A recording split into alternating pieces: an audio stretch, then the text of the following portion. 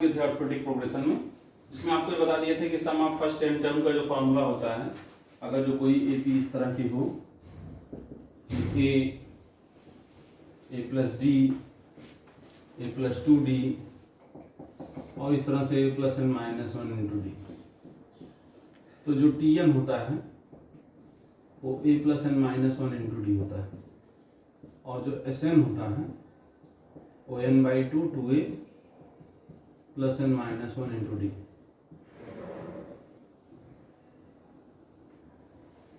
S N equal to होता है N by two A plus N minus 1 into D, ये होता है। अब हम लोगों को जो आगे करना है वो ये करना है कि इस पे क्वेश्चन भी किया था। अभी हम लोग थोड़ी सी चीज आपको जाननी पड़ेगी कि प्रॉपर्टीज ऑफ एपी, ये आज इसी एपी का दूसरा लेक्चर है, प्रॉपर्टीज ऑफ एपी। तो क्या क्या एपी की प्रॉपर्टीज होती हैं? जैसे पहली प्रॉपर्टी ये है कि if corresponding term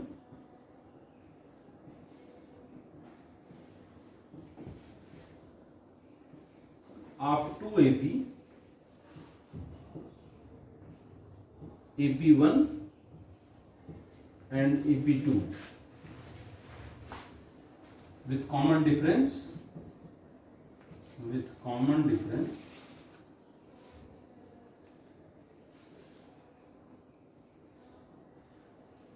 D1 and D2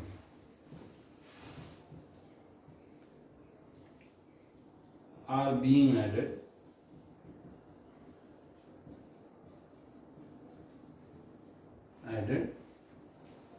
then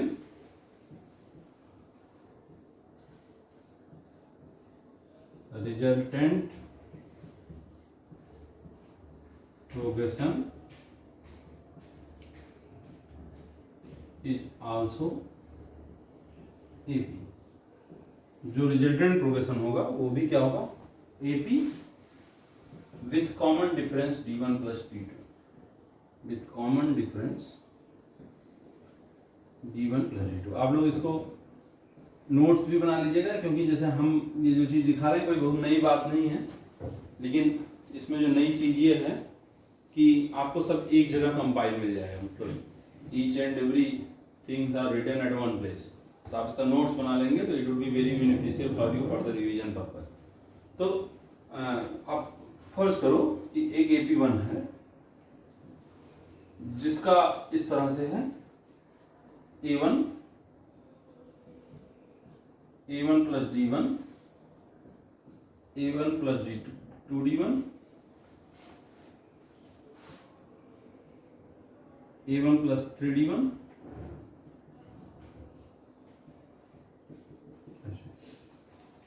AP2 A2 plus 2D2,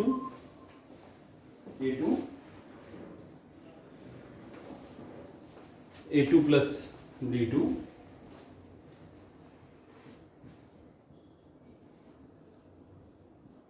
A2 plus 2D2, A2 plus 3D2। अब करा कि corresponding term of two AP are added. अगर जो मान लो कि AP एक नई AP1 प्लस AP2 इस तरह से बनाई जाए और ऐड किया जाए तो A1 plus A2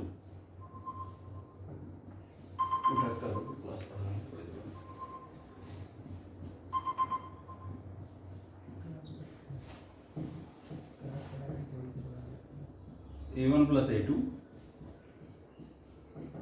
2D1 plus D2 A1 plus A2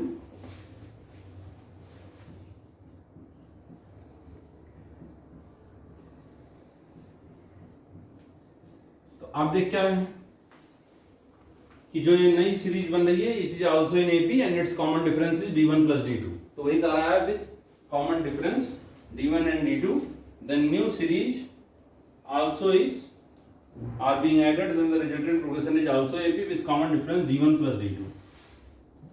और इसी तरीके से आप इसको दूसरा इसकी कोरोलरी समझ सकते हैं, if both AP are if both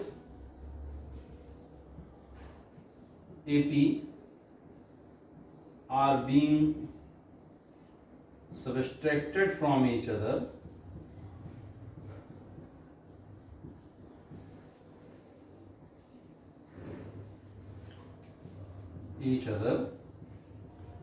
then new series is in AP with common difference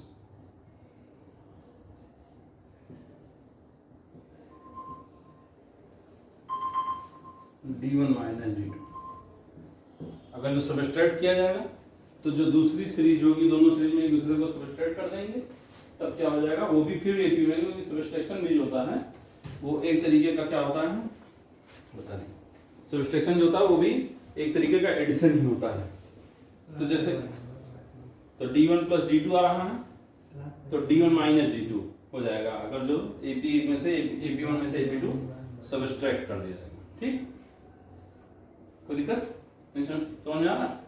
इसी तरीके से इसको और आगे कर सकते हो आप कि मान लो कि AP1 में आप 2 का मल्टीप्लाई कर दो और AP2 में 3 का मल्टीप्लाई कर दो, तो भी नई सीरीज AP में ही रहेगी और जो कॉमन डिफरेंस होगा वो 2D1 प्लस 3D2 होगा। इस तरह से आप ये कर सकते हैं कि ये चीज अब हम मिटा रहे हैं, आप यहां से सीख सकते हो कि AP1 में आप K1 का मल्टीप्लाई कर दो, AP2 में K2 का मल्टीप्लाई कर दो और करस्पॉन्डिंग टर्म्स को ऐड करो तो 2K1 प्लस 3K2 होगा। ये जनरल सबसे फॉर्म होगा AP। ठीक, दूसरी चीज कि दूसरा प्रॉपर्टी है, if each and every term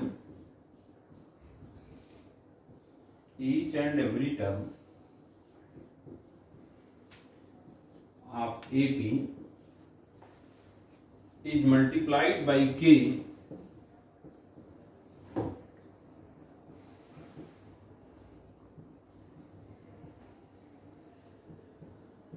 then resultant progression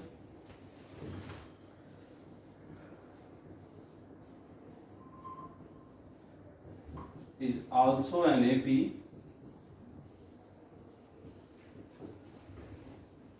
with common difference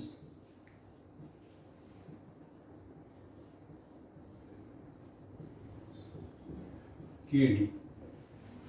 मतलब एक AP है,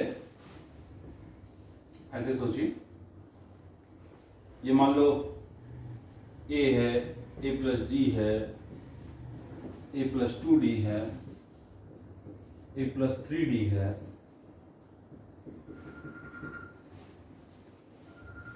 अब अगर सारे टर्म मल्टीप्लाई कर दिए जाए, बता दीजिए कौन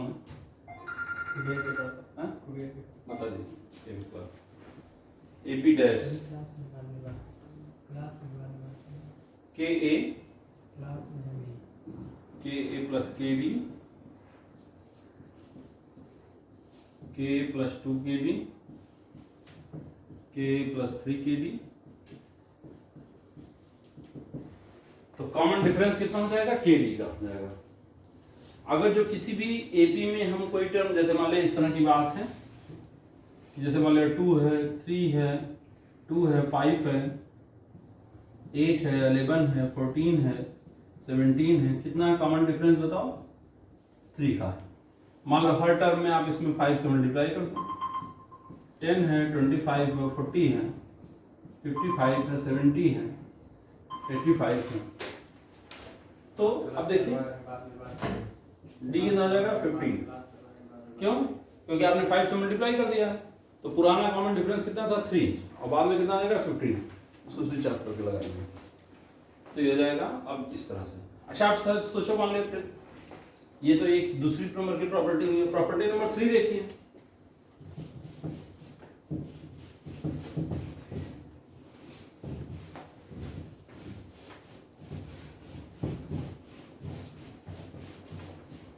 प्रॉपर्टी 3 देखिए, प्रॉपर्टी 3 ये है कि if any constant being added to each and every term of a AP, if any constant K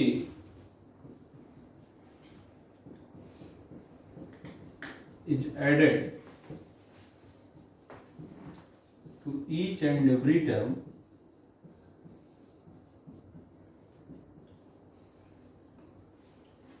of AP, new progression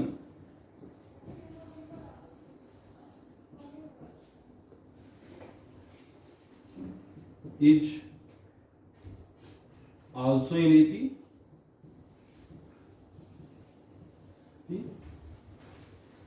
with no change in common difference.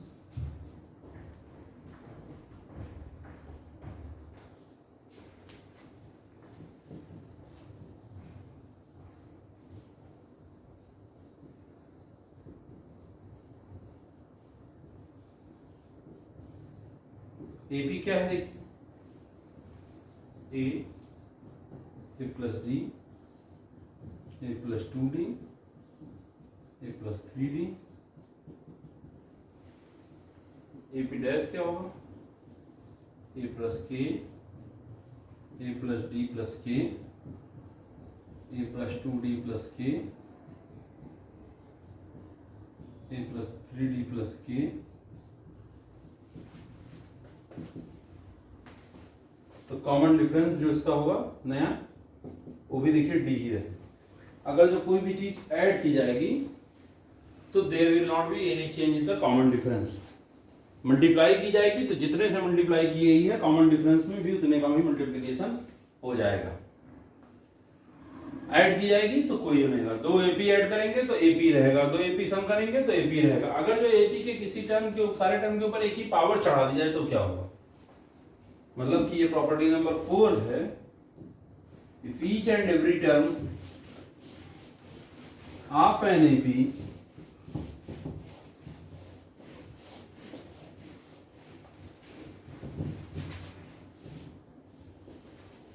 if each and every term of an AP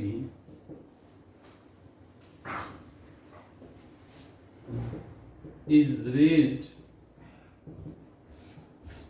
with same power K,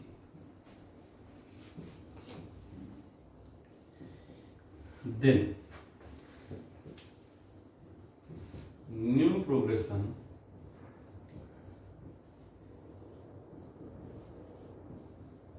would not be in AP। नया progression फिर AP में नहीं हो। जैसे A plus D, A plus 2D, A plus 3D and so on। Now A square, A plus D का whole square, A plus 2D का whole square, A plus 3D का whole square. तो ये नया प्रोग्रेशन फिर AP में नहीं होगा। जैसे कि 5, 7, 9, 11, 25, 49, 81, 121। अब देखिए ये 24 का है कॉमन डिफरेंस, 32 का है कॉमन डिफरेंस, 40 का है कॉमन डिफरेंस। तो अभी क्या हो रहा है, ये AP में नहीं। कॉमन डिफरेंस अगर जो AP में होता तो difference between any consecutive term is equal and constant, ये होना चाहिए। तो ये AP की प्रॉपर्टी है। अब हम लोगों को थोड़ी सी, अभी AP में और भी तरीके के AP होते हैं, मिक्स्ड AP होता है, उसको भी सीखना। मिक्स्ड AP कैसे सीखेंगे उसको देखिए। Mixed AP, mixed AP means कि which is not in AP but which nth term and the sum of the n term we can calculate somehow। तो ये चीज है। तो पहले आप लोग एक चीज समझ लीजिए कि थोड़ा इसमें इस चीज की आवश्यकता पड़ेगी, तो ये चीज जान लीजिए कि कभी अगर जो आपको ऐसे दिया हो ax square plus B X plus सी,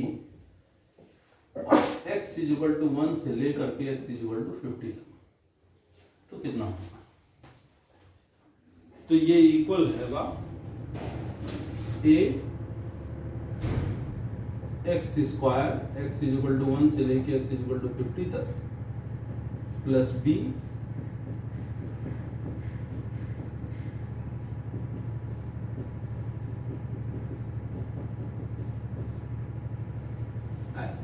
ये कैसे होगा इसको, ये हमेशा हम लोग मतलब frequently we will use it, ये ऐसे एक्स स्क्वायर के लिए अभी I am telling, but at times if you are finding that it is like ax cube plus bx square plus cx plus d, means n terms are there, and on the whole sigma operator is functioning from x is equal to itna to x is equal to utna, means if it is being written means it is a sign of the sum, and it is taking that at one time x is equal to 1 and thereafter counter would be proceeding with difference of 1, means first we will take x is equal to 1, thereafter we will take x is equal to 2, thereafter x is equal to 3, and so on up to x is equal to 50 we will reach, and each and every term whatever we are getting after replacing x is equal to 1 in this expression, and whatever we are getting after replacing x is equal to 2 in this expression, and whatever we are getting after replacing x is equal to 3 in this expression, in this way we are proceeding up to x is equal to 50. All the terms whatever we are getting, they will be adding up. When they will be added up, thereafter whatever we are getting, that would be the answer.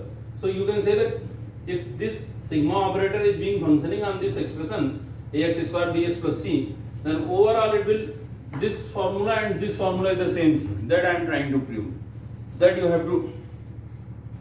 So first part we have to conclude a1 square b1 plus c, a2 square b2 plus c, thereafter a3 square b3 plus c, and in this way a50 square b50 plus c, a1 square plus 2 square plus 3 square 50 square b1 plus 2 plus 3 50, और c कितनी बार 50 बार. Now at this place you can write this one. This is nothing but ax square from x is equal to 1 to 50 is this much, and on this place you will get this one, and on this place you will get this one. ये आपको हमेशा आना चाहिए. अब हम लोग mixed AP करेंगे. Mixed AP means कि such a progression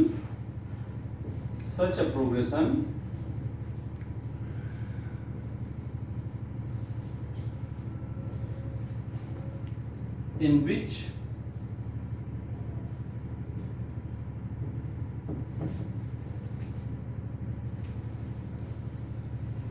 common difference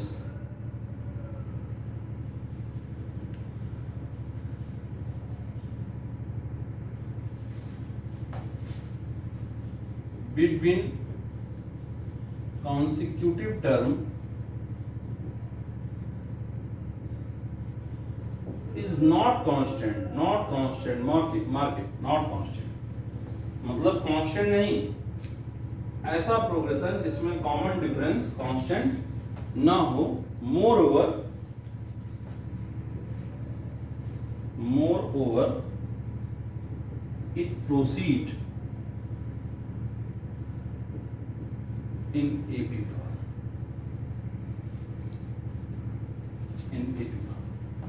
Such a progression in which common difference between consecutive terms is not constant, moreover it proceed in AP form. मतलब कि जिसका कॉमन डिफरेंस पहली चीज constant ना हो, जैसे इसमें कांस्टेंट होता है उसे कांस्टेंट ना हो, बल्कि वो क्या करे एपी में प्रोसीड करे. जैसे कि मान लिया 7 आया 9 आया 9 आया 14 आया 21 आया 30 आया 41 आया. अब देखिए इस तरह की चीज, यहां कॉमन डिफरेंस क्या आया 2. Letter minus previous 5 7 9 11। अब देखो common difference is not constant, but ऐसा नहीं है कि हैब्जर्ड नहीं है, कांस्टेंट नहीं है, तो इसका मतलब नहीं कि इस तरह से कि 5 आ गया फिर उसके बाद 20 आ गया फिर उसके बाद 11 आ गया फिर 31 आ गया फिर जो है 44 आ गया। अब ये क्या आ जाएगा, ये 15 है, ये -9 है, ये 20 है, ये 13 है, तो ये क्या है, ये सब कांस्टेंट नहीं है। इसमें भी ऐसा ही है, ये कांस्टेंट नहीं है, ये क्या है, कॉमन डिफरेंस इसका क्या कर रहा है, प्रोसीड कर रहा है। जैसे 3 3 3 3 यूनिट से जैसे 2 3 5, ये थोड़ा सा इसको सही कर लीजिए, ये 8, ये जैसे हम लोगों का 7 की जगह पर इसको ये कर लीजिए 6 3 3 5 7 9, फिर उसके बाद यहाँ 42 कर लीजिएगा जिससे सही है, तो 12 ऐसे। तो अब ये देखिए ऐसा टर्म कि ऐसा नहीं है, इस तरह का एपी मतलब ये होगा कि जिसका कॉमन डिफरेंस कांस्टेंट तो ना हो लेकिन फिर एपी में प्रोसीड करते हो। यहां भी कांस्टेंट नहीं है, यहां भी कांस्टेंट नहीं है। 5 से 20 जा रहा है तो 15 गैप है, 20 से 11 जा रहा है -9 का गैप है, 11 से 31 जा रहा है 20 का गैप है। कांस्टेंट तो नहीं है, लेकिन कांस्टेंट नहीं है लेकिन क्या कर रहा हो, एपी में प्रोसीड भी नहीं कर रहा है। और यहां कांस्टेंट नहीं है लेकिन एपी में क्या कर रहा है, प्रोसीड कर रहा है। कांस्टेंट नहीं है लेकिन एपी में प्रोसीड कर रहा है। 3 5 7 9 11 ऐसे, समझे कि नहीं समझे?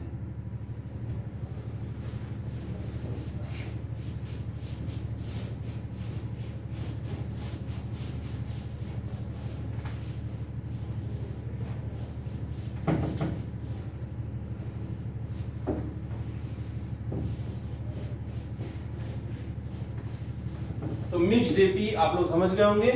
मिक्स्ड एपी एक ऐसी एपी को बोलते हैं जिसके टर्म कांस्टेंट एपी के साथ नहीं चलते हैं, बल्कि क्या करते हैं, उनके दो टर्म के बीच में जो डिफरेंस होता है जिसे कॉमन डिफरेंस का नाम देते हैं, वो कॉमन डिफरेंस कांस्टेंट तो नहीं होता बल्कि क्या करता है, वो एपी में प्रोसीड करता है। तो कोई एग्जांपल और लेते हैं, जैसे मान लो 1 लगी तो 5 ले लिया, ठीक, और 11 ले लिया और 19 ले लिया और 29 ले लिया। अब देखिए क्या है, 4 6 8 10 ऐसे हो गए। अब ये तुम्हारा मिक्स्ड एपी का एग्जांपल है। This is what, this is the example of mixed AP.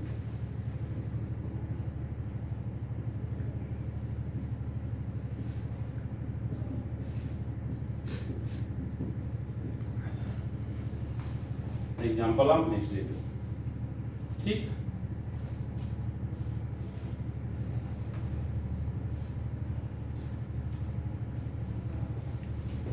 तो how to find nth term and sum of n terms of mixed AP. तो जैसा कि हम लोग हमेशा करते हैं, पहले हम लोग सीधे एग्जांपल से सॉल्व करेंगे, फिर बाद में थ्योरी याद करेंगे। तो एग्जांपल यही मान लो, find the nth term and sum of first n terms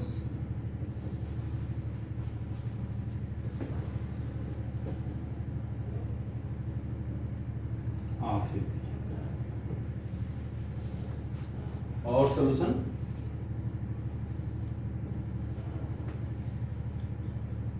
of progression AP नहीं, मिक्स्ड एपी।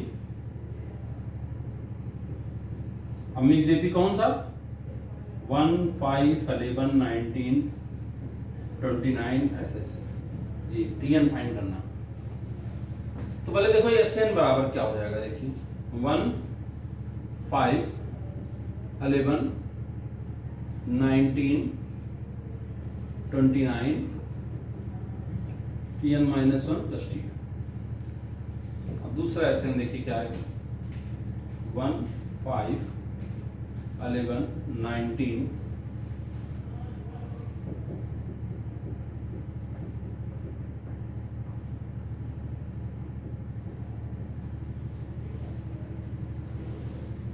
ये हो जाएगा 0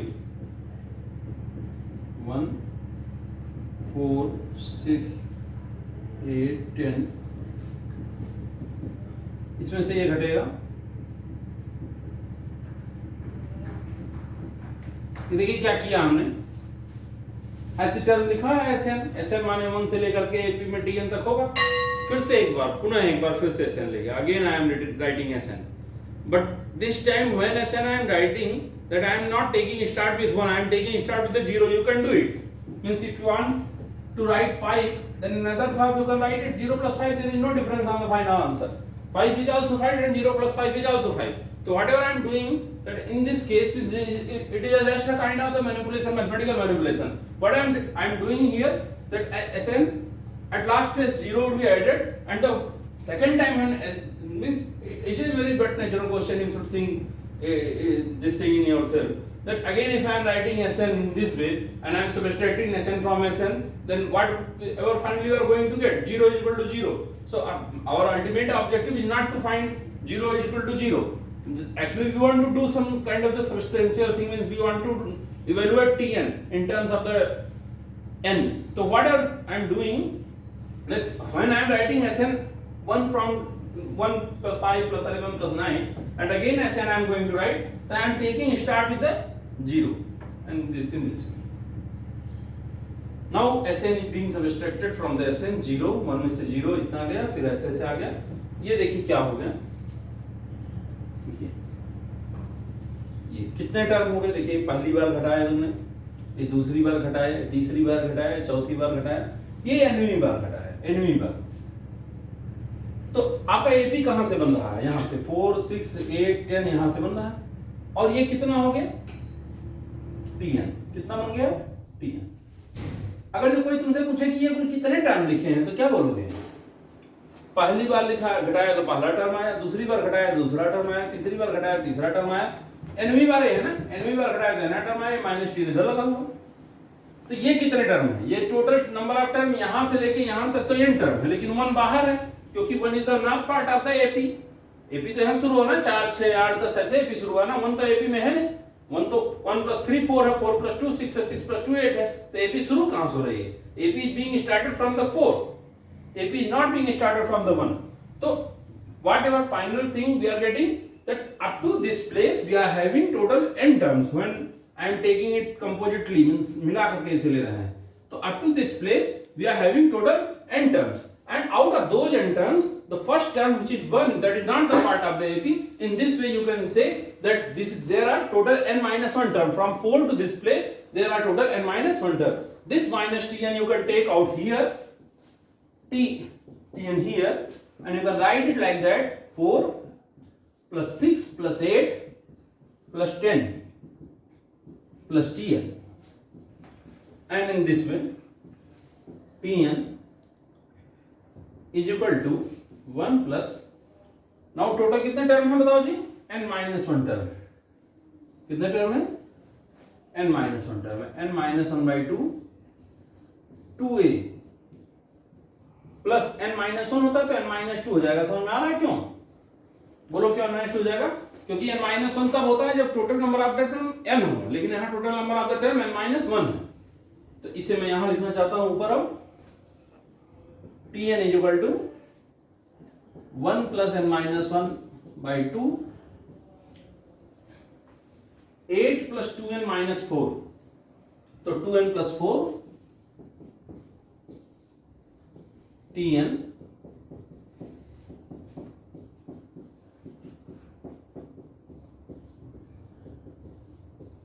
n square plus n plus 1, ये हमने tn निकाल लिया। इसको आपको चेक करना चाहिए कि आपने सही निकाला कि नहीं निकाला।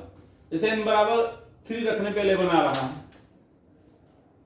इस क्वेश्चन में, n स्क्वायर माइनस, सॉरी यहाँ माइनस 1 होगा, -2 आएगा ना, -2 + 1 -1,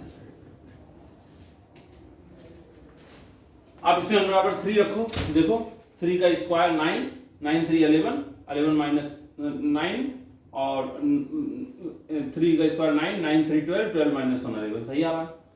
5 रखने पर 29 आ रहा है, नहीं 5 का स्क्वायर रखो 25 प्लस 5 30, 30 माइनस 1 29। फिर उसके बाद सोचिए 4 रखने पर 19 आ रहा है, नहीं 4 का स्क्वायर 16, 16 4 20, 20 में से 1 गया 19, ठीक है।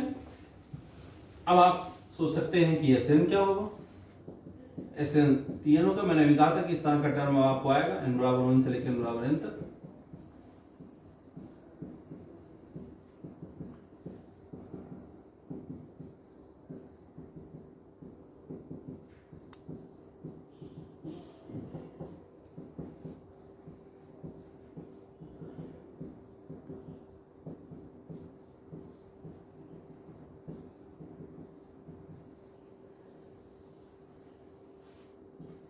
हो गया, ये हमारा ये तो आप लोगों ने सीखा, तो इसका आप स्क्रीनशॉट ले लीजिए। ये क्वेश्चन है, पहले हमने क्वेश्चन ही कर दिया डायरेक्ट, और आप लोग देख सकते हैं कि क्वेश्चन करना कोई इतना कठिन काम नहीं है। You can also do it on your own, आप भी क्वेश्चन कर सकते हैं। किसी भी इमेज डीपी का टीएन टर्म कैसे निकालेंगे, एन टर्म और एसएन टर्म कैसे निकालेंगे, मतलब ऐसा मतलब फर्स्ट। अब बस आप इस यहां तो ये तो कर लोगे ना जी सब लोग, एन स्क्वायर एन बराबर 1 से लेकर n बराबर n तक, ये क्या होगा, फर्स्ट n नेचुरल नंबर के स्क्वायर का सम, n n plus 1 2 n plus 1 by 6, ये फर्स्ट n नेचुरल नंबर के सम n into n plus 1 by 2 minus n, ऐसे सॉल्व कर लेंगे, खत्म बात। अब हम लोग क्या करेंगे, इसे मिटा देना। आप लोगों ने स्क्रीनशॉट ले लिया होगा, मतलब पीछे जाके ले लीजिए। अब हम आपको एक बता रहे हैं, ये तो हमने आपको सीधे मतलब ये पढ़ाने का तरीका नहीं है सर, पढ़ाने में तो ऐसे पढ़ा देना किताबी तरीके से कि पहले प्रूव करते हैं कोई चीज, फिर उस फार्मूले का इस्तेमाल करते हैं। यहाँ आपको प्रूव करने कोई बात नहीं, यहाँ हमने डायरेक्ट क्वेश्चन लिया है। ऐसे ही क्वेश्चन करना, आप आर्ट सीख जाइए तो कहीं प्रूव करने से पूछा नहीं जाएगा। खैर उस तरह से भी करके बता दें, find nth term and sum of first n terms, 5 minute में 5 मिनट खाली हो जा रहे हैं। फर्स्ट n terms of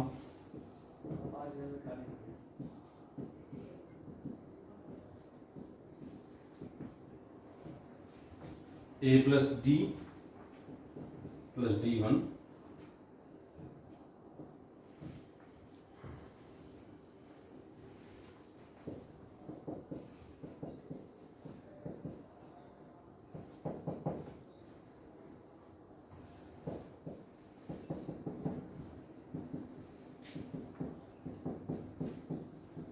ऐसे। तो अब क्या करना है आपको, ये मिक्स डीपी है, Sn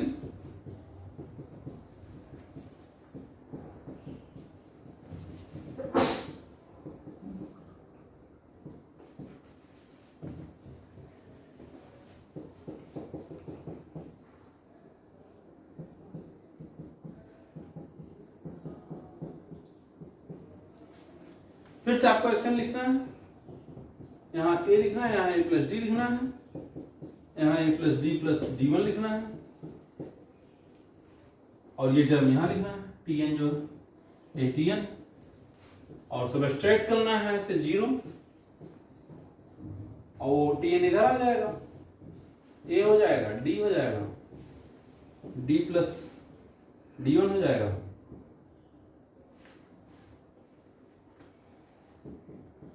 फिर d1 d plus d1, a plus d plus d1, d1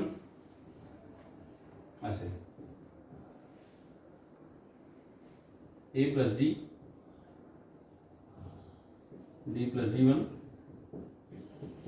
और जैसे a आया, a प्लस d आया, तो d d1, और मान हम लोग d1 जोड़ेंगे तो अगली बार ये a प्लस 2d करके होना चाहिए ना, a plus 3d, a plus n minus 1 into D, A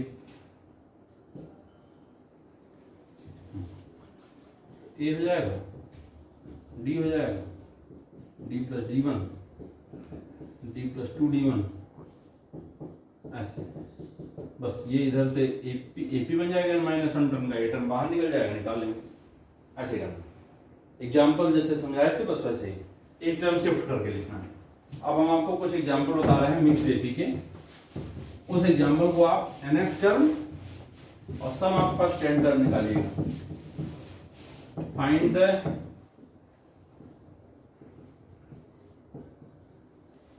nth term and sum of first n term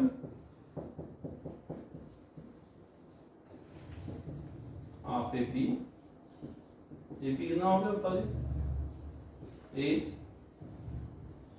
A plus ऐसे मिक्स AP। पहला है 4 5 7 10 14 19 ऐसे।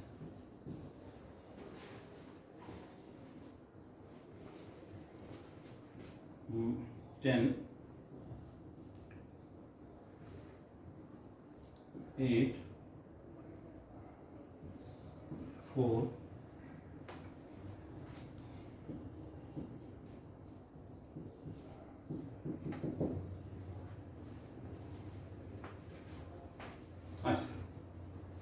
थर्ड 2 5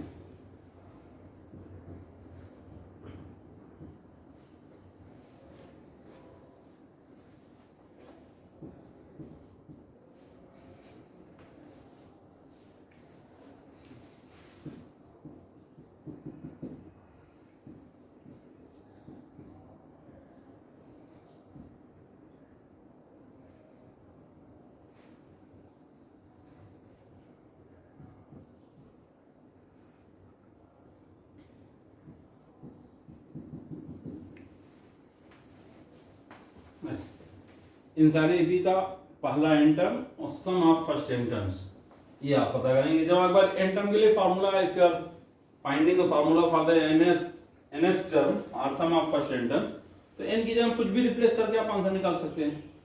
तो ये वर्कशीट ऑफ दिस लेक्चर है, worksheet of this lecture,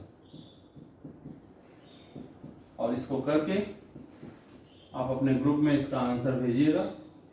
11th के बच्चों के लिए इंपॉर्टेंट है, लेक्चर हमने जुलाई में पढ़ाया था, ये छूट गया होगा कई लोगों का जिन्होंने बाद में एडमिशन लिया है।